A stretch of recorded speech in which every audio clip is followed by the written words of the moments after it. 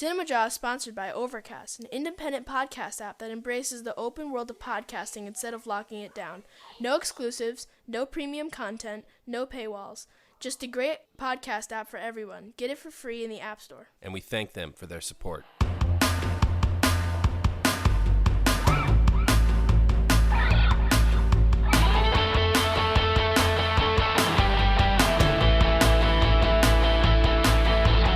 You're listening to Cinemajaw, the greatest movies podcast ever, recorded on location from our respective homes in Chicago. My name is Matt Kay. With me is Rye the Movie Guy, and this week on Cinemajaw, Matt, we commit the crime of trying to be funny. Boy, I got a life sentence coming to me, pal. Trying to be funny is the key phrase. Not actually being funny, just trying. That is a crime. It is a crime. It should be left to the experts. We are covering our top 5 favorite crime comedies of all time. And this is a humongous genre. I told you that when I pulled it up and I saw how many classic films are crime comedies. Yeah. It's unbelievable. So narrowing it down to 5 was a chore. It is. It was a chore. And we decided, because so many of these are big classics that you'll be extremely familiar with, Jawheads, to leave some of those obvious choices off the list, but we might touch on them and mention them at the end. Sure. We're doing this in honor of the film we are reviewing this week. That's right, Ryan. Arkansas, a new movie by Clark Duke, which we will be reviewing in a few minutes. Be interesting to see your thoughts on Arkansas. No guest this week, so we will be playing Stump the Kubinski. Jawheads will recall I did get one of the questions correct when Matt tried to stump the movie guy, so back over to your court. I got a feeling, like, just knowing the kind of mood you're in right now, that you have been extremely cruel this week. I just have that feeling. You're not going to be nice to me. We shall see. We shall see. We also have some Hollywood headlines, a lot going on. Obviously, coronavirus and just the state of movies in general. So we'll tackle a few subjects there. Yeah, I think this stuff is very interesting and worth talking about, Rye. Indeed it is. Also, the month of May is Steve Carell month. We announced this last week on the show. So we're going to start there with a Steve Carell fact. Steve Carell, known by many for starring in hilarious comedies, has also been in 3 films that were Oscar nominated for Best Picture. Those are Little Miss Sunshine in 2006, The Big Short in 2015, and Vice in 2018. That's pretty crazy because, you know, he is known for these screwball comedies in a way, right? Like The 40-Year-Old Virgin, and you think of him in Anchorman and some of those. But then you realize he has been in some classic films that are Academy Award nominated. Well, 2 things struck me when I was listening back to last week's episode. First thing was, I never mentioned a publication that named him Funniest Man Alive, and you were convinced that I had named a whole bunch that were the wrong ones. Never said a one. And the second thing was, you gave me guff when I said Steve Carell is one of the greatest living actors of our generation, of his generation. And I stand behind that statement. I mean, right there is the proof in the pudding. He's been in 3 pictures that were nominated for Best Picture, and in all 3, he is a pivotal player. That's true.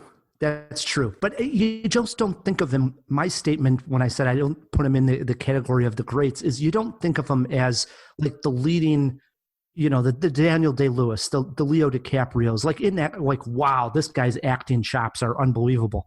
You don't put him there. Not to say that he's not entertaining. I'm a huge fan. I don't want to get hate mail on Steve Carell. I'm a big fan. I'm just saying he's not known for that kind of, like, you know, yes, he's done Foxcatcher, but in general, to do time after time dramatic roles with a wide range of characters, that's not Carell. But in the right instance, he can bring, you know, characters to life in the dramatic setting.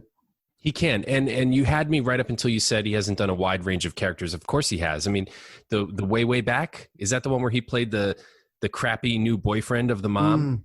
Yes, indeed. So he's got this huge range of, like, lovable losers and, like, affable heroes. He plays a really great heel and villain. He could be evil. He could be funny. He's, I think, got that kind of range. Is he a Daniel Day-Lewis?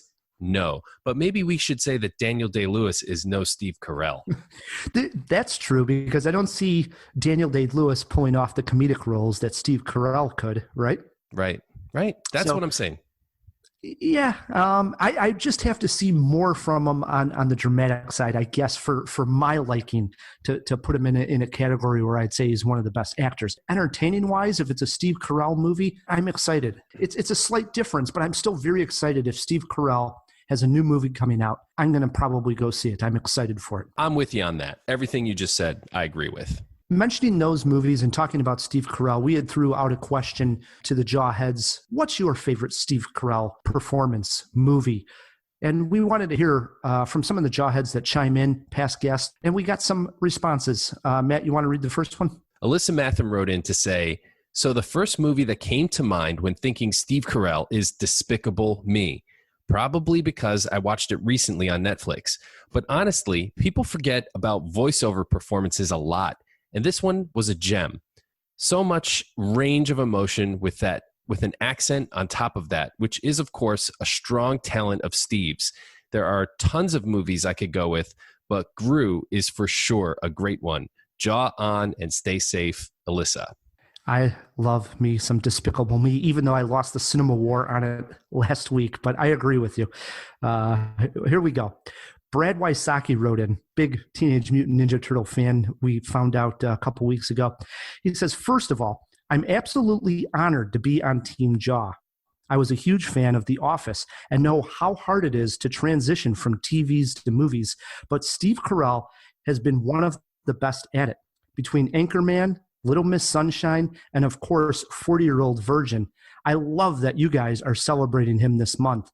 For my favorite Carell movie, I'm going to have to go with 40-Year-Old Virgin. The commitment to the role of getting his chest waxed in that scene. This was based on a sketch he did at none other than Second City here in Chicago, and then teaming up with comedy director, producer, giant Judd Apatow. Go ahead and give this clip a listen. He included a clip on his email. But the fact that all of this was real makes it even a bigger commitment to the role. Not going full Christian Bale commitment, but pretty damn close. Can't believe this was his actual idea, which makes it even funnier to me. Keep up the great work, guys, as you have a listener for life here. Helps me get through the work week now and hopefully down the road to get me through a commute again. Stay safe. Best to both of you and your families. Beers for sure when this is all over. Brad. Yes, beers for sure, first of all. And second of all, I like these two emails sort of one on your side for Gru and one on my side for 40-Year-Old Virgin. Yeah, it worked out pretty well. That's pretty funny. It did work out pretty well. So we got one more, Ryan. This one is from Sean Verma, who wrote to say, slightly opposite ends of the spectrum. Loved him in Little Miss Sunshine, particularly loved the moment when he gets up in the end to support Abigail Breslin's dance number. Also, Brick Tamalind is one of my favorite movie characters of all time. I love Lamp, still gets laughs around our house. Do you really love the lamp, or are you just saying it because you saw it? I love Lamp. I love Lamp. Love it. Good, oh, man. Yeah, his character from Anchorman is just a nut job. I agree. Again, Jawheads, we're celebrating Steve Carell all month, so join the fun. Write us feedback@cinemajaw.com. Let us know what your favorite Carell performance is, favorite movie of his is, why, and we'll read it here on the show. Yeah, please do. We got a couple more weeks, 3 more weeks left of this, so very interested to hear what the Jawheads think. Matt, that brings us to our review.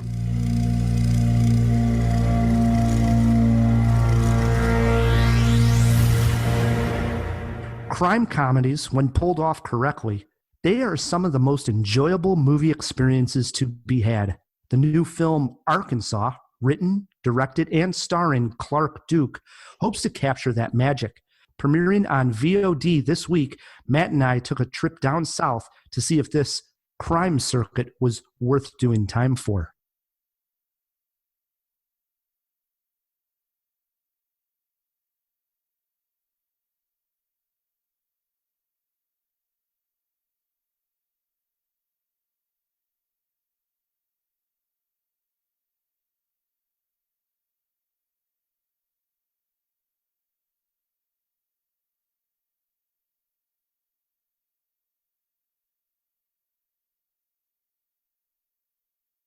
Our story opens up with Kyle, played by Liam Hemsworth, meeting up with his new partner Swin, played by Clark Duke. Their job is simple. They have to drive drugs across state lines. They should do this with drawing little to no attention to themselves. However, while making a pit stop, they are investigated by a park ranger, played by John Malkovich. It turns out this ranger is involved in the drug circuit that the two drivers are working for as well. At this point, I thought Arkansas had a chance to be something special. The setup was there. A cast of odd characters involved in an operation that is over their head and they don't fully understand. But instead of stepping on the gas pedal, Arkansas sputters like it has car troubles. The jokes are flat. The reveals that come are underwhelming. There is a scene where Malkovich's character talks to Kyle and Swin about boredom. And I hate to say this, Matt, but there were times I was bored with Arkansas. Matt, did you feel any spark here? I have not talked about Vince Vaughn yet, and he was a minor highlight for me. Maybe his presence helped you enjoy this more than I did. Yeah, I think it did. However, I have to agree with you. This movie is as saggy around the middle as Vince Vaughn and Clark Duke combined. The chapter title card convention borrowed from Pulp Fiction is an attempt to add an episodic nature to the narrative, but it needlessly interrupts the pace and made me impatient. Another page taken from the Tarantino playbook is the playful use of soundtrack. It was a valiant attempt that ultimately fell short. Where this movie does do very well is with its characters, from the unlikely but wholesome romance between Duke's Swin and Eden Brolin's Jonah to the equally satisfying deep bromance between the two male leads. Vaughn's character Frog is also a highlight for me, Ryan. First, that Texas used car salesman wardrobe was perfect, and his level of threat versus sympathy was perfectly balanced. Arkansas works much better as a character study and much less as a Tarantino-esque crime story. I also disagree with you a bit on the comedy. Yes, it's a little dark, but I actually had a couple of laugh-out-loud moments that belong mostly to the character Swin. There was subtle stuff here, very almost British-type humor, but if you watch it again and look for some dark humor in between the lines, it's there. This is an interesting freshman effort for Clark Duke, enough so that I would check out his next movie with interest. If he can stop aping Tarantino and lean into what he seems to be better at, the character beats, the dialogue, and the relationships, I think he could be a filmmaker to watch, but we'll have to see. Rye, do you agree with me, at least on the character moments? I wish I could agree with you, Matt Kay, but I can't. I didn't find the characters all that interesting. So to call it a character study, I actually thought they were somewhat generic once the story got into it. I mean, like John Malkovich, for instance, is this ranger. It seemed like he was going to be a bit of an eccentric character. Really wasn't. Clark Duke, these lines that you're saying that you found funny, there were a couple I actually just sort of rolled my eyes at. I don't remember even really having too much of a chuckle with much of his lines. And Liam Hemsworth, I don't know if he knew exactly what he was. I mean, he's supposed to be the heavy here, the power. I don't know if that really works either. He's sort of, this like tall, skinny, lengthy guy that you wouldn't be that afraid of. But if anything, he's supposed to be the intimidating guy out of the two of them. Well, he's got those psycho eyes, and he definitely was quick to react violently when called upon to do so. Well, he was definitely smarter of the two. And at least smarter might be a bit of a stretch, but at least he was aware of the situation more than Swin, Clark Duke's character, was. So he knew when they were in danger or knew when they shouldn't be trusting somebody, where Swin was just kind of oblivious to it all. I had fun with it, especially in the relationships, like when Swin and Jonah, Eden Brolin's character, are sitting at the picnic table. Let's just say there's a personal secret that is revealed, and it's a happy one. That exchange I thought it was really well written and very well acted too. They're playing characters that might not be a model of super intelligence, but that's also hard to do. I found the whole thing very charming and I loved it. And Vince Vaughn, let's talk about him for a minute. I know he's not sort of let's just say a Hollywood darling at the moment, but he sort of reminded me here that he does know how to dive into a role. He, like I said, balanced the menace and the humor of his character Frog pretty damn well, and I liked it. So I will say that Vince Vaughn was the best part of the movie for me. And you're right, he does have that balance of, he seems like he's a nice guy, but there's also a lot of dread when they're talking to him, especially the scene where they go in to Vince Vaughn's pawn shop. He is an owner of a pawn shop, and they go in there looking for guns, not knowing that who he is, and how he ties into all this. They just go in looking for guns to protect themselves. And of course, he's thinking something entirely different, that these two are looking for guns. That scene was the highlight of the movie, and I wanted much more of that. That part worked for me, but that was the only scene that had that sort of like confusion where the characters didn't quite know. Maybe Liam Hemsworth was, again, slightly onto it. His character seemed a little bit aware, which I liked. I like that confusion, all of a sudden getting a little bit of dread and being worried about what was going to happen here, the confrontation that may transpire. That was about it. It doesn't really come up all that often. I do have to go back to the girl played by... it's Eden Brolin. It's Josh Brolin's daughter. Right, Eden Brolin. Okay, she is so out of the league of Swin, right? Clark Duke. I mean, that's what made it awesome. But it was ridiculous. I wish I would have liked her to have some sort of quirkiness to her. They don't really even go much into her character at all. For her to be with him made absolutely no sense.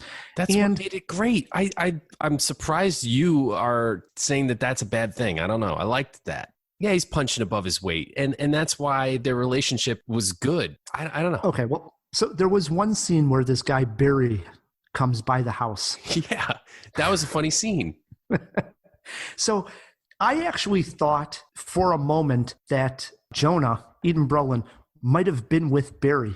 That's an interesting thing. Obviously that's not the case though, right? No, right. But for a moment there, when there was like there's a confrontation. Don't want to give the whole entire scene away, but I thought, oh, maybe she's in with Barry. That might have made the movie a little bit more interesting for me, but it didn't seem to be the case at the end of the day. I think I was just disappointed because I wanted this to work so well. And like you had said when we were reviewing The Invisible Man, all the pieces were there, but they couldn't put it together for you. I agree with that. That's how I feel about Arkansas. It feels like, oh, it's right there. They got the characters. It's a pretty interesting plot. This could really work. And it's sort of a strange story about how the people on top actually don't care to be on top for that long. We always see that these guys never want to give up the power in these kind of movies. Not the case here. I liked it. It was refreshing. It just didn't gel. It didn't work. I don't know. It was flat. Well, I certainly think that the pacing was off. That's partially to blame with the writing and the direction and the editing choices he made. But again, I'm sticking with it was a good freshman effort. I see some glimmers of hope there, especially in his characters and dialogue. But I agree for the most part. It's the pieces are there. It doesn't quite put it together. You got a movie poster quote for us, Matt K? Yeah. Arkansas suffers when aping Tarantino and sails when Duke lets the movie just be itself. I went with, the film opens with a quote. Most people who leave Arkansas end up coming back. Well, that won't be the case with this film. Wow, you really didn't like it. How many Jaws are you going here? 1.5 Jaws. Well, I mean, listen, I'm slightly above that. I'm giving it 2 Jaws. I would say go ahead and give this one a watch. It's a Netflixer. Right now it's available on video on demand, also on DVD. It was a cheap rental, though. It was $5.99, right, which right now that seems cheap when the movies we've been watching are like $20. So if you do see Arkansas and you like it, you agree, disagree, got something else to contribute that we missed, write us feedback at cinemajaw.com, on Twitter at Cinemajaw. We'll get the discussion going. Seeing that movie got us thinking crime comedies. And Matt, we mentioned at the top of the show, there are a ton of classics. There are, yeah. I mean, we should remove those from contention now so people aren't like shouting at their phones. Why aren't we mentioning The Big Lebowski? Pulp Fiction, Raising Arizona. Most of the Coen Brothers stuff, or quite a bit of it. Yeah, we tried to dig a little bit off to the side, off the beaten path, if you will, to come up with some of these. Yeah, these are certainly not films you've never heard of. I agree with you, Ryan. I tried to dig a little bit deeper. I'll get us started this week, Ryan. At number 5, this is where I'm putting a film that was pretty recent, an unlikely duo of detectives. One is sort of the heavy, to borrow a term you used, and the other one is the brains, I guess. It's Russell Crowe and Ryan Gosling in The Nice Guys. Nice. And this is a movie that I enjoyed so much that I'm still kind of waiting for the sequel. It seemed like they had enough chemistry that another one would be most welcome. And surprisingly, even though the film was kind of well received, and as far as I know, did pretty well box office wise, we haven't heard a glimmer. Yeah, I'm going to throw that in the jaw box to look up the box office, because I think it was really positioned to be sort of a franchise in the sense that it maybe 3, but at least a sequel, you know? Yeah. And I wonder if that's what it was. I can't remember myself. Shane Black directed, and he's great with the buddy cops. Might have something by him later on in the show. But I'm a huge fan of Nice Guys also. It's a film I've only seen once, and I'm dying to watch it a second time because I had so much fun seeing it at the press screening when I saw it. Right. It's like a comedy of errors, sort of LA noir, really stylistic, right down to the wardrobe, again, like set sort of in the 70s, and that comes through with the style and the leather and the lame and everything. It looked great. Great movie. Agree. For my number 5, I looked at Martin McDonagh, who has directed, obviously, In Bruges, which I talked about a couple weeks ago. He did 7 Psychopaths, which I love. Yeah. A couple of great crime ones. But his brother, Jonathan McDonagh, is where I'm going with my number 5 pick. Jonathan McDonagh directed a film in 2011 called The Guard. It starred Brendan Gleeson, who's also in Bruges. So it starred Brendan Gleeson and Don Cheadle. Takes place in Ireland, and Gleeson plays a cop in Ireland. He's very crass, says whatever he wants, doesn't care about much. Just an absolutely hilarious character. And there's a murder that takes place in Ireland. Doesn't have that much interest in actually solving. But right around that time, Don Cheadle actually comes, who plays a very straight-laced FBI agent who is in Ireland to look at a drug trafficking case. And it ties into the murder that Gleeson's character had been investigating earlier. And these two make, again, that sort of odd couple, buddy cop romance that's now got to take place for them to get into this much larger crime scene that's taking place right underneath their nose. And it's so funny. Hidden gem. It's called The Guard. Came out in 2011. Big fan of this one. Damn, dude. You really did dig deep. That's a really good recommendation. I've never even heard of this movie. Yeah, it's a good one. All right, I'm going to have to check this one out. My number 4 came out in 2017. It is a Steven Soderbergh joint starring Channing Tatum, Adam Driver, and Daniel Craig.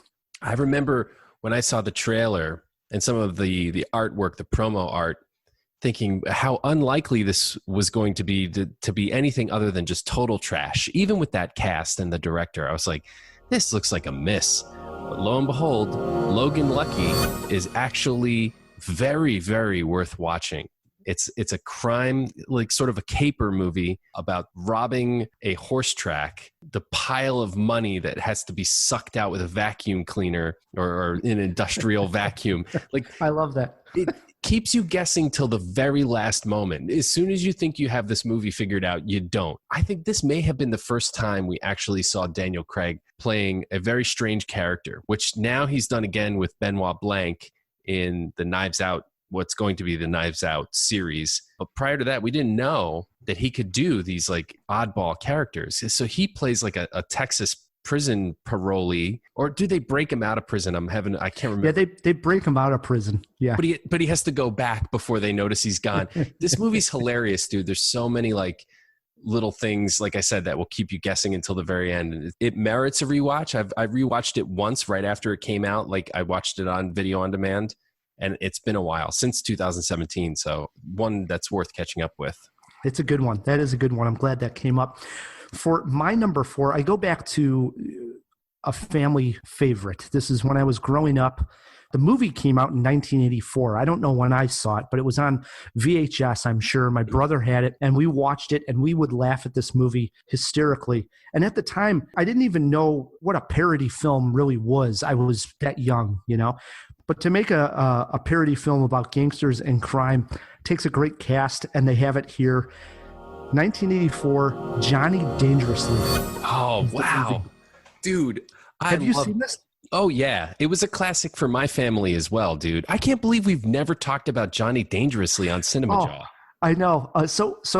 Michael Keaton You're farking ice hole. Michael Keaton plays the title character Johnny Dangerously. His real name in the movie, I think, is Johnny Kelly, but he has the nickname. The cast has Danny DeVito in it, Dick Butkus, a famous football player here in Chicago, Dom DeLuise. It's one of these it's comedy royalty. Episcopo. Yeah, it's got all these kinds of small characters, and they're basically spoofing the entire crime genre, and like the Godfather-esque. People just love this guy. It is so funny. Quite honest, I haven't seen it in probably 25 years at least. It's one of those in my memory. I laugh about it just thinking about Johnny Dangerously. It was that funny to us. Oh yeah. It's a screwball comedy, right? So it's infinitely quotable. It's in the same family as Airplane and the Naked Gun series. So like all those comedy beats, it's really just a joke marathon. And Michael Keaton at his absolute funniest, dude. I love that pick. And Danny DeVito is like infatuated with him, his character. I was just watching a couple clips before we started recording. I was having a laugh. Great. Fantastic, dude. Now I got to rewatch Johnny Dangerously. Boy, that's a good one. Oh, was that the movie? Yes, it was, where the guy gets elephantitis of the testicles and he has to carry his balls around in a wheelbarrow. It's great. Yeah, there's some really great stuff in that movie. After that, this is going to seem like an anticlimax here, but at number 3, I have to go with John Cusack and Dan Aykroyd in one of my favorite movies, Grosse Point Blank. It's the story about an assassin who has to go back to his hometown to assassinate somebody. He doesn't know who. It just so happens that while this is happening, his high school reunion is also going on. So he resparks with an old flame played by Minnie Driver, and their lives, the complications of him and his profession and her, who's just like a small town, very nice but everyday girl, collide. There's a lot of comedy, and all that John Cusack sort of smarmy teen romance comes through with this kind of violent action movie put on top of it. And the juxtaposition of those two genres clashes in a really satisfying way that I don't think has been done much. There's not too many other examples I can point to. It's sort of unique in that way. Yeah, that's a great one that I need to revisit again. There's some good ones that got to give another spin to. I haven't seen Grosse Point Blank in a while. Dan Aykroyd especially great, even though it's a small role when he comes popcorn. I just love his character in this. My number 3, probably the most recognizable pick on my list. And whenever you have an Edgar Wright film that also stars Simon Pegg and Nick Frost, it's going to be recognizable. Yeah. I'm speaking of Hot Fuzz.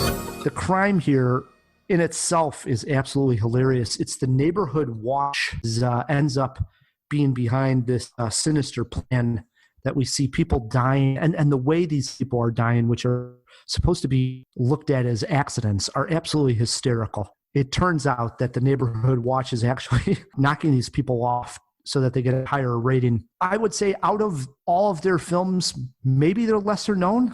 Maybe At World's End is the least known.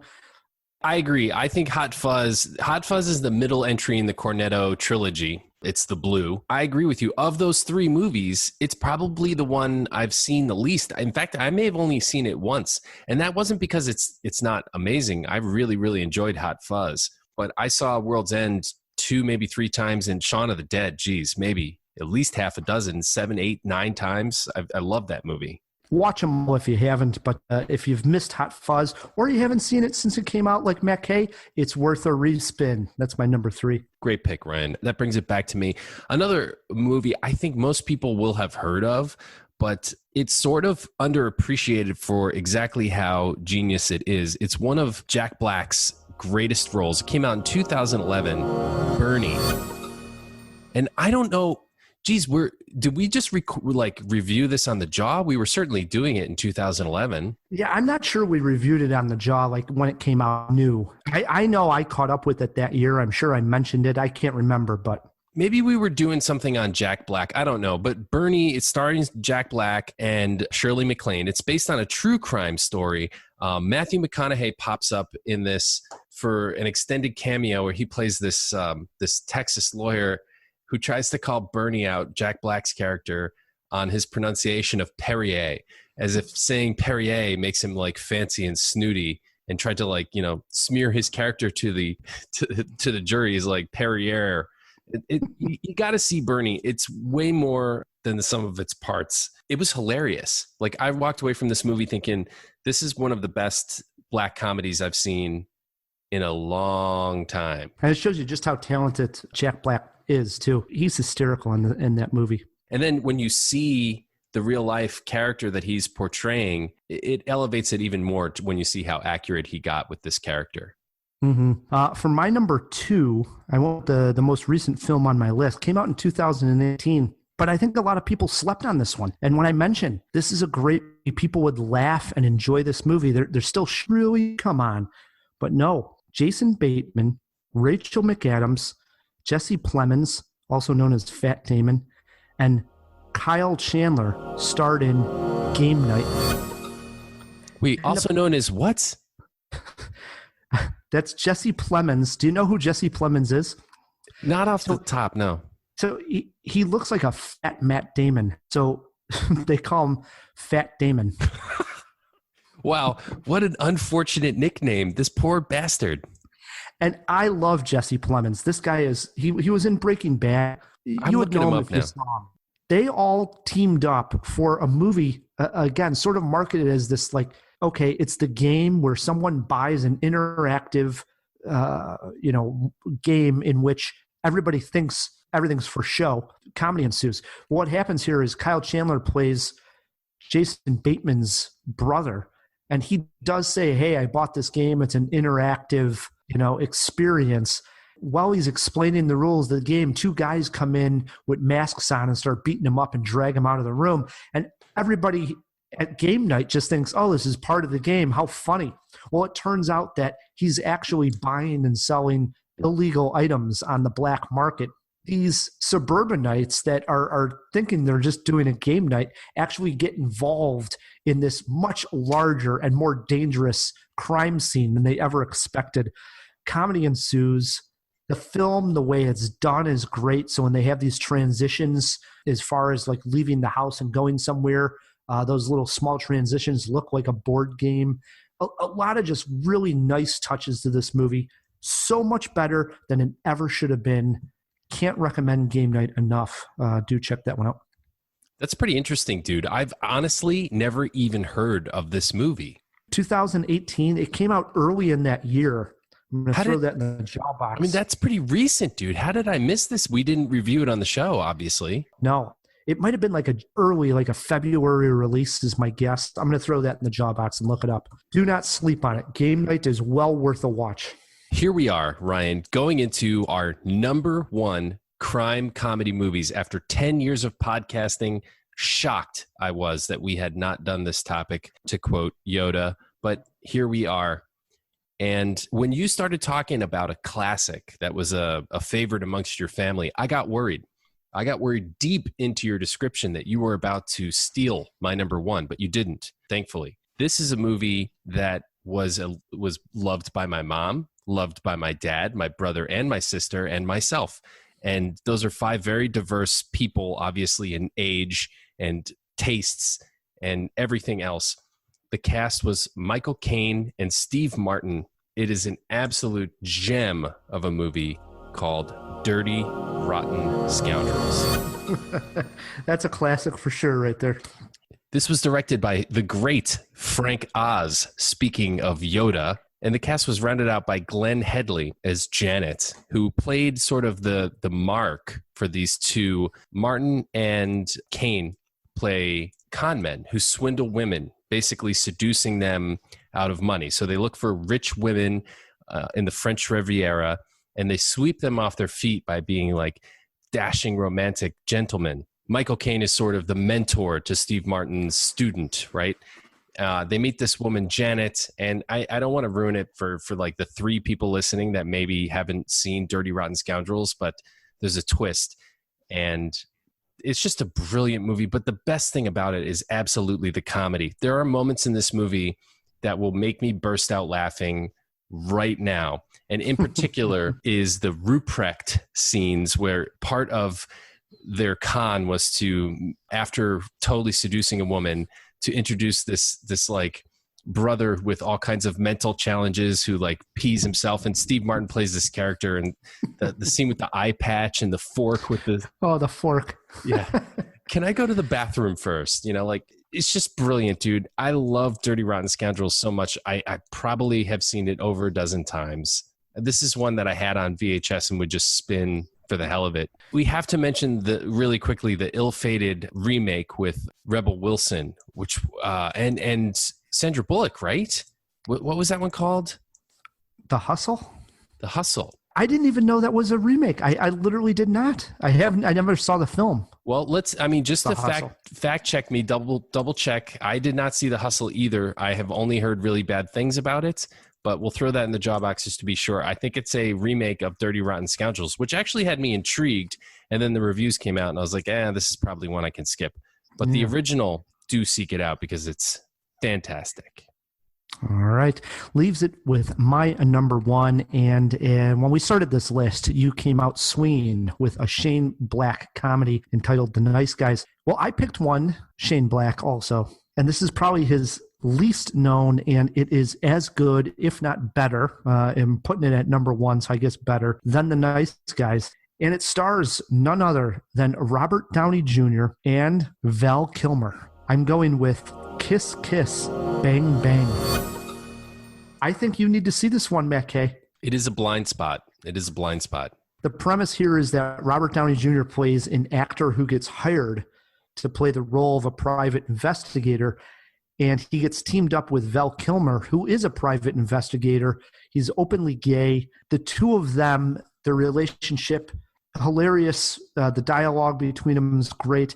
So they end up going on a real stakeout so that Val Kilmer can show Robert Downey Jr. character the ins and outs of the everyday job. Sure. And while they're doing this stakeout, they see an actual crime be committed. There's murder that takes place. And this just rolls in from one thing into the next.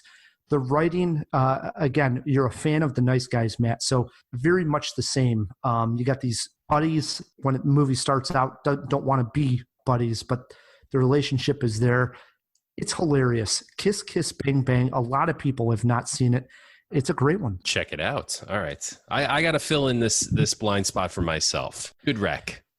Any honorable mentions before we go to break, Matt? Yeah, two in particular. We mentioned Hot Fuzz. That would have been the third. But Bad Santa, I think that bears mentioning. Billy Bob Thornton, great little Billy Bob joint. And A Fish Called Wanda. I've talked about it quite a bit, but it's an absolute classic heist caper comedy. I had 4 honorable mentions. 2 of them were on your list, so you did really well, Matt Kay, there. Thanks. The 2 not on your list, The Sting, the classic Paul Newman, Robert Redford film, and Bottle Rocket, Wes Anderson's first movie, which is just hysterical if you haven't seen that one. But I talk a lot of Wes Anderson. Yeah, so I left that one off. If we missed your favorite crime comedy and you have Twitter pulled up, shoot us a tweet at Cinemajaw, or you can always email us, feedback@cinemajaw.com. We're going to take a break, and when we come back, we have Hollywood headlines and another round of Stump the Kubinski. Stick with us. Hey Jawheads, it's Matt Kay. At the beginning of the show, we mentioned that we had a clip from one of our listeners, Brad. This is an interview that Judd Apatow did with Rotten Tomatoes regarding how he and Steve Carell came up with the famous chest waxing scene in 40-Year-Old Virgin. We figured we'd play the whole interview for you, so enjoy. Steve Carell said he had worked on a sketch at Second City where he played a 40-year-old virgin at a poker game, and everyone was talking about sex and telling dirty stories, and it became very clear that he was making his up. And sadly, instantly, I understood what he was talking about, and we started writing the movie together. I've always been a big fan of improvisation, and with the 40-year-old virgin, Steve is such a master at it, and that's how we did the chest waxing sequence. Well, we wanted to do some version of a makeover sequence, so we knew that had been done a ton of time. So we were trying to think of original scenes for a makeover montage. And then Steve said, what if you waxed me, but you did it for real?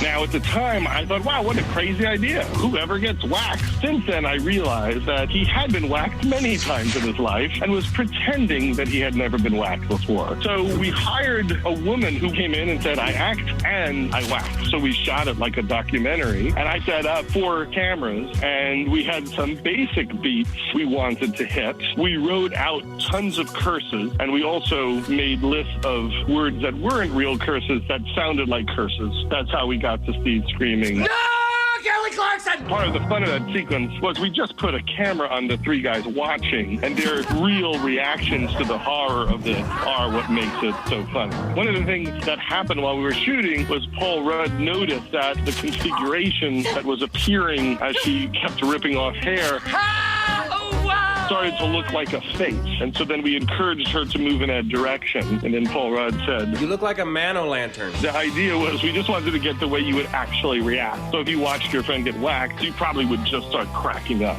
So it didn't seem wrong for them to laugh during. The other thing that happened while we were shooting was Romany Malco was sincerely freaked out and couldn't watch any longer. So we had him run out in the middle of the scene because in real life, he wanted to run out. And the woman who waxed Steve may not have been that good at it. You're supposed to put Vaseline over the nipples so you don't accidentally rip them off, and apparently that was a step she forgot about. But we didn't know because we'd never seen anyone get waxed before, so it would never occur to me to supervise if she was doing it properly. It was clear that she almost waxed his nipple off. She definitely was very close to removing his actual nipples. It was a big moment for me and him. We both weren't sure we knew what we were doing. We had an instinct. We liked the script. We hoped we weren't crazy. It was just one of those movies that no one saw coming, that had great word of mouth and made a lot of people happy. It was fun that we all had the courage to try something crazy, and it happened to work out. And we are back on Cinemajaw. Matt, before we get to Hollywood headlines and before we get to Stump the Kubinski, we did throw a few items into the Jaw box. And plus, I know the Jawheads just like to hear this clip montage. What's your pleasure, Mr. Cotton? The box. We got a box! Oh, what's in the box? So the first thing we threw in there was The Nice Guys box office, and is there going to be a sequel? So what I looked up here was that The Nice Guys had a $50 million budget, not including marketing, and they put a ton into that. And the box office came back at only $62 million. Yeah. And while looking that up, I did see articles that Shane Black said he'd be more than happy to make a Nice Guys sequel, and so would Gosling and Crowe.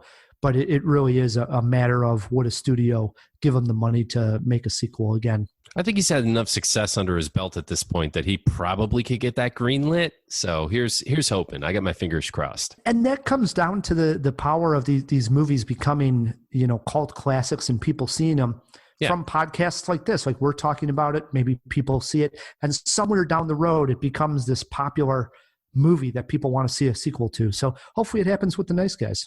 I agree. I hope so as well. What else did we have in there? I said Game Night. I was wondering. I remember it came out maybe early in the year, and a lot of people thought sleep on it. I was right. It came out on February 23rd. And when you get those early slots in January and February, a lot of time people think it's sort of the graveyard of movie releases, like nothing good is coming out. Not the case with Game Night. So that might have been a reason why people missed it. Certainly. And the last one was The Hustle. Is it a remake of Dirty Rotten Scoundrels? I had no idea that this was the case. Matt, you are correct. It is indeed a female-centric remake of Dirty Rotten Scoundrels. I mentioned every once in a while we get movies sent to us. This was actually one of them that was sent to me. I have not opened this one either. It's sitting on the DVD shelf unopened. Well, I got to tell you, I mean, I think Rebel Wilson in particular gets a lot of crap. And I love Rebel Wilson. I really do. I mean, I'm not going to apologize for that. I loved her in Jojo Rabbit, and I think a lot of people said that she was kind of the worst part of Jojo Rabbit. I disagree. I'm willing to give this one a try because I'm such a big fan of the original, but I'm skeptical. I am skeptical. Maybe we'll have to give it a review. Nah, maybe. We'll do a in-depth on Rebel Wilson. We already did our Anne Hathaway, and we missed it. We had our chance. Instead, we went with Rachel getting married. We could have went with The Hustle. Yes, we could have. Was that everything in the box, Ryan? That was everything in the box, which brings us... Get back in that box. All right, I'll get back in there. It brings us to Hollywood headlines, Matt. And we got a few to rattle through here. We do indeed, Ryan. And this is some pretty interesting stuff as we're going through these COVID times with shutdowns and quarantines. An article like this really makes you raise your eyebrow, especially within the film criticism community, which is kind of small. We know quite a few of the people that were at Sundance. Well, let's say we know most of the film critics we know were at Sundance. Let's say it that way. Here's the headline from The Hollywood Reporter, Ryan. Was Sundance a first petri dish of coronavirus in the States? A swath of attendees suffered harsh flu-like symptoms, leading a microbiologist to question whether the January festival was the perfect formula to contaminate everybody. Kind of crazy to think about because friend of the show, and he comes on, Brian Tallarico of RogerEbert.com. He comes on, and I've talked to him when he comes back from Sundance, and he said he almost gets sick all the time. They call it the Sundance flu because it's during the flu season. The festival takes place in late January. You're packing a bunch of people in a movie theater, high altitudes, and people end up getting sick. They're sort of run down. I went to the Toronto International last year, and you're running around a lot, going to movies. Your body's just in a weakened state, you know? Plus you're drinking like a fish. Exactly. So if you're going to get sick, it can happen in an event like this. And to think that Corona was going around right around at that time, what we're finding out, pretty scary stuff. Just to be 100% clear with Jawheads listening, this is not like a known thing. People are just positing the question, could it have been? And it seems likely because some of the people that, and this is purely anecdotal, everybody. I'm not stating anything as fact. I'm just questioning, could it have been? But people we know and talk to, at least on Facebook pretty regularly, did report coming back, getting sick. But then again, like you said, Ryan, that happens at almost every single Sundance. So we'll have to watch this story as it develops. How about this one? Alamo Drafthouse launches Alamo On Demand VOD service. Alamo On Demand will launch a library of films available to both rent and purchase, with titles selected and curated by the company's programming team. The film is to champion innovative and exciting films beyond the 41 locations its theaters exist in around the country. Another sort of opportunity for video on demand. I mean, I think my big question is, how many more of these can we have? The thing about Alamo Drafthouse, the whole thing that makes it special is the fact that you can order food right to your seat. It's like dinner and a movie in one. I'm not even sure. I've never been to an Alamo Drafthouse. I thought it was very serious on, no phones, very hardcore movie-going experience. You would hate it, Ryan. No, there's waiters that come to your chair while you're watching a movie and present you a check. You're watching the climax of Star Wars and some guy is asking you to sign the bill.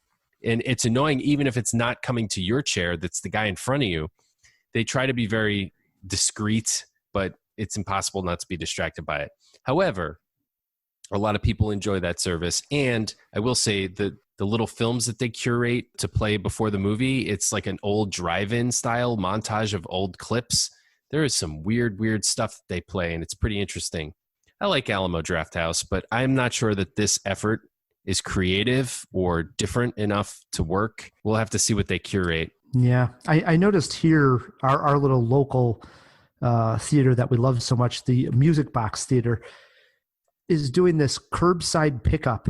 And just to give them a quick plug, this is the idea that you can order a 4-pack of beer, popcorn, and 2 candies. They have curbside pickup. You drive over to the Music Box and they bring out your selection. It's basically just a way to help bring in some money, get some of that delicious popcorn that they have going. So I think theaters are just trying to be creative, getting a revenue stream going when so unfortunate that we just aren't going to the movies right now. Yeah, it is. It's messed up, which kind of brings us to the next Hollywood headline. Christopher Nolan wants Tenet to revive movie theaters. Tenet is more than a movie. It's the spark that cinemas are counting on to ignite a movie-going revival in the U.S. and beyond. Chris would really like to be coming out with the film that opens theaters, IMAX CEO Richard Gelfond said on a recent earnings call. I don't know anyone in America who is pushing harder to get theaters reopened and to get his movie released than Chris Nolan. It's great to hear because there's only actually a few people that could take that on in one film to have that excitement. And maybe not even one person could do it. But if I was going to pick a handful of gentlemen that I would be super excited that would say, yes, I think he's going to get the public to come back to the movie theaters and see his film, Christopher Nolan's on that short list. There's no doubt about it. I mean, he has to be. I mean, one of the most exciting going right now. So, not to mention, nobody knows much about this film. Top secret. We're excited for it. So there's that too. Maybe all of that combined could be the perfect movie to sort of open things up and get people to come back. Now, is it going to open up like it would have 2 years ago, pre-virus? No. But I think it could at least take a big, large step for the movie-going public. I hope so. I mean, obviously, I want it to be safe for people to get back to the theaters. And I want it to be safe and sane before people would even consider it. I think a must-see movie like Nolan's, and I agree, he's one of the few that could do this.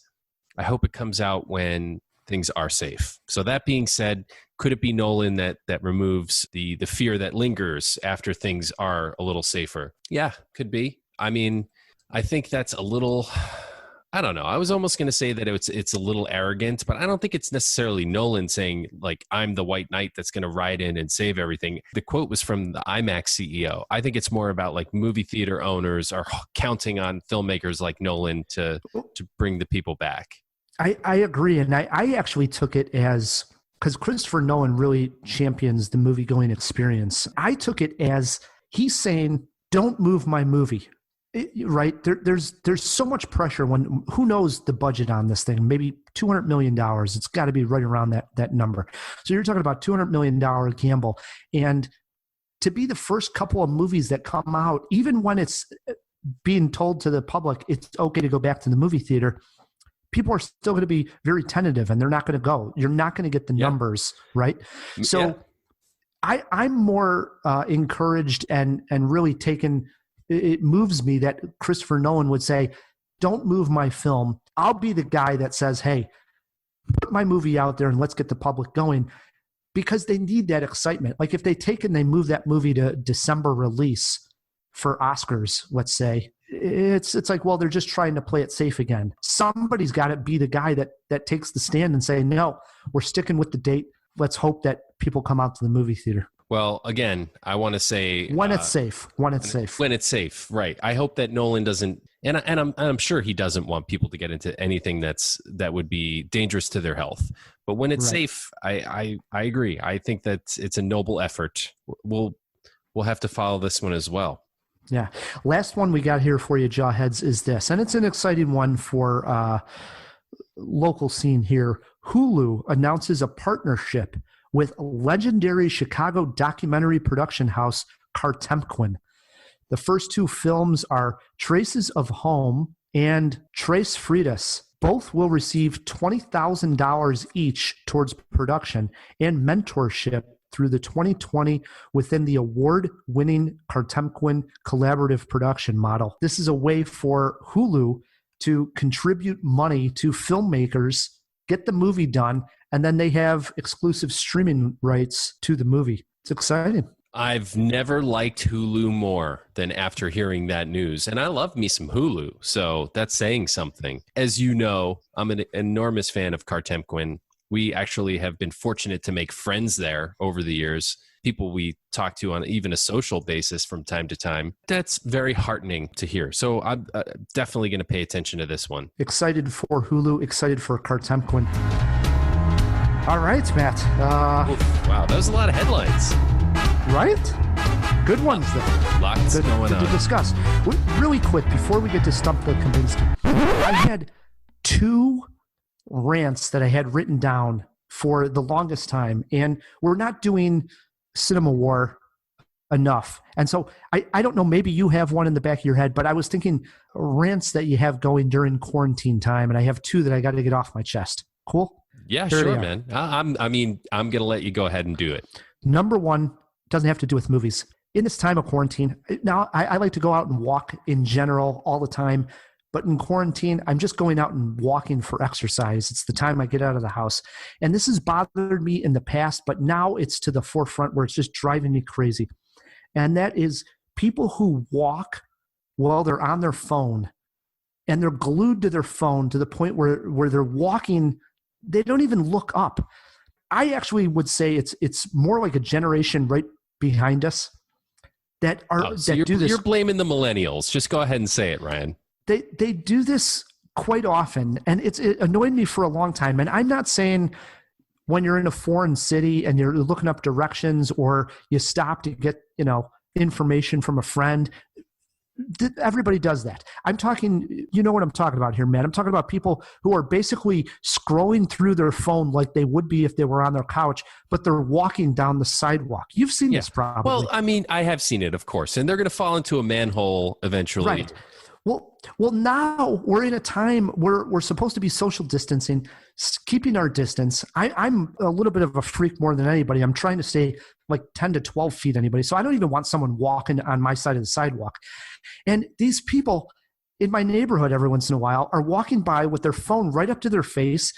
And they're almost like walking on a curve right towards me. As I'm walking away, they keep walking slanted towards me. I could almost go to blows with these people. I'm like, you idiot. Put the phone down for a minute and walk a straight line. Get a headset, right? Just listen to a podcast like Cinemajaw. I agree. I'm in front of screens all day long. Work, movies. I'm a social media guy. So when I go out for the walk, it's nice to actually just walk. And look around. Yeah. Yeah, and look around. And then you get these guys and girls on their phone almost running into me. It's just driving me absolutely nuts. Please. And and another thing, get off of my lawn. Yeah. And then the second one was this, and I looked at an article today before John. I am going to change it. But being home, I'm on Netflix a bit more. And when I go to Netflix, I can't stand the auto preview that it is set at. And this has been driving me nuts a ton, but I don't use Netflix that often. So I wasn't as annoyed as I am in the recent weeks here.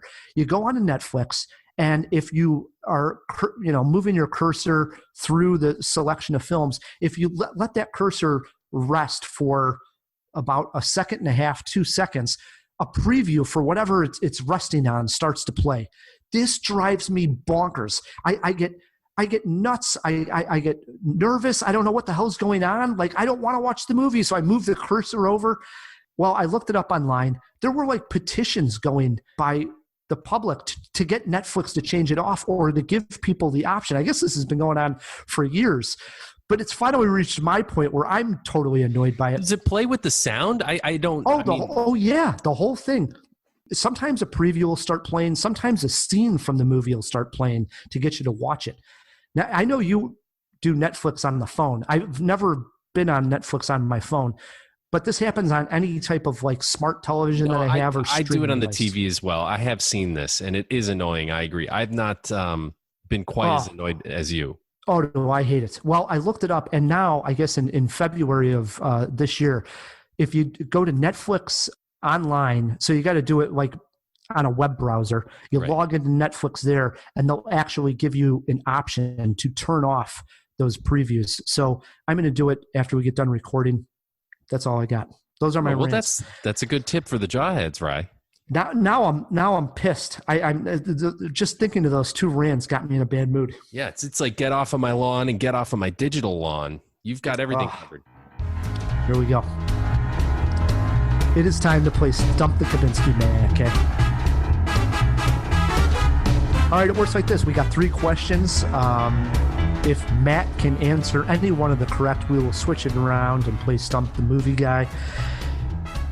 Last time we played Stump the Movie Guy, you asked me questions about Alfred Hitchcock and his filmography to some degree. Mm-hmm. So I thought, I'll do the same.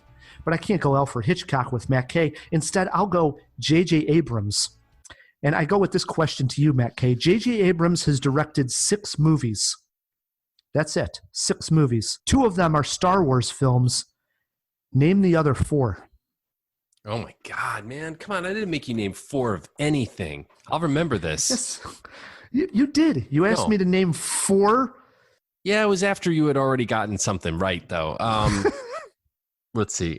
Okay, so did you say Star Wars or Star Trek? No, yeah. So he did 2 Star Wars movies, and I said name the other 4. Star Trek. Oh man, did he direct 3 Star Trek sequels? Star Trek Into Darkness. Can I just say Star Trek 1, 2, and 3? Would that be satisfactory? You can say whatever you want. Okay. I believe he did direct 3 new Star Trek films. So we'll say Star Trek 1, 2, and 3. So then the question is, what is the 4th film that is not a Star Wars film? J.J. Abrams. Famous for, kind of came onto the scene from Lost. Oh man, this is on the tip of my tongue. I think it was like a passion project kind of thing. You've stumped the Kubinski, Ryan. I don't know the 4th film. Was I right at least about the Star Treks? No, unfortunately, you were incorrect on that. He did do Star Trek and Star Trek Into Darkness. Okay. So he did 2 of the Star Trek films, but he did not do the 3rd one. His other 2 films that he directed are Super 8, which was a passion project. That's the one I should have known, yeah. And his directorial debut, believe it or not, was Mission Impossible 3 with Tom Cruise. I wouldn't have gotten that, so there you go. I should have known Super 8, though. So it's Tom Cruise, who was in Mission Impossible 3, who brings us to question number 2 in Stump the Kubinski, and it's a good one.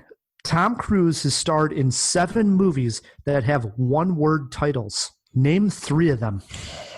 One-word titles. Tom Cruise. Name 3. Taps.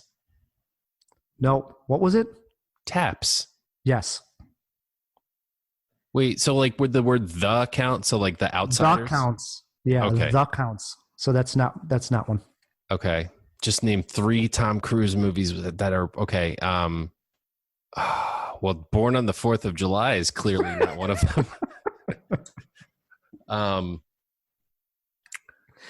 You have Taps. So you're down to 2. All you need is 2 out of 7. Yeah. Or 6 now. All right, let me give this a good think. I'll edit out some of this dead air. All right. Would Maverick count? No, it has not been released yet. Come on. Mission Impossible has 3 words or 2 words. Is Rain Man one word? It is not a one word. No. I mean, Superman is one word. Spider-Man is one word. It's hyphenated, but it's one word. I'm like trying to think. He's made 7 one-word title movies. That's quite a bit. Taps, and what else? No, I can't think of 2 more. I'm no. Wow. Taps. All right. Taps was good. Out. Yeah. Taps was one of them. Legend was another one. Damn it. Cocktail. Oh man. Now I just feel stupid. Magnolia. Yeah. Collateral. Okay. Valkyrie. Jesus. Oblivion. Mm-hmm. As in Matt's oblivious. I should have gotten that one right too. That was my gimme. That was the one I should have gotten. All right. 3rd question. Stump the Kubinski. I just want to reiterate to the people listening here, to the jawheads, that this is really hard when you're actually in the moment. I agree. I was on that seat, that hot seat last time. Here we go, Matt. Bradley Cooper has been nominated for an acting Oscar 4 times now, believe it or not. Name 3 of them. American Hustle, Silver Linings Playbook. He's got 2. And The Hangover. The Hangover 2. Incorrect. Was it? Wait. Almost had it. No, no, that can't be it. No, that's not it anyways. The other 2 that you could have picked from was American Sniper. I don't know if you got that one. Yeah, he was nominated. And A Star Is Born. Oh, I should have got A Star Is Born. Duh. All right. Well, I guess we're playing Stump the Kubinski next time we have no guests. Boy, oh boy, that was fun. Next week, we are supposed to have a guest. There's a new movie out entitled Working Man. It's on video on demand. If you get a chance, Jawheads, to watch it, scheduled as of now. We should have the director on to talk about the movie next week. Yeah, excited to talk to him as well. Should be fun. As for this week, Matt, it brings us to the end of a fun Jaw. How about it, man? First and foremost, we got to thank our sponsors. Yes, thanks to Overcast and to the Chicago Podcast Co-op, who help us get great sponsors like them. If you want to support Cinemajaw, leave us a review wherever you're listening to this podcast. And, I usually say, while you're at it, click subscribe. It's one extra button, and I guess I just did. But also, we're on Patreon. So if you're somebody who supports cool things that you like on Patreon, you could do that. That's a great way to help us out. Until next week, I'm Ryan, Movie Guy. I'm Matt Kay. And keep on jawing about the movies.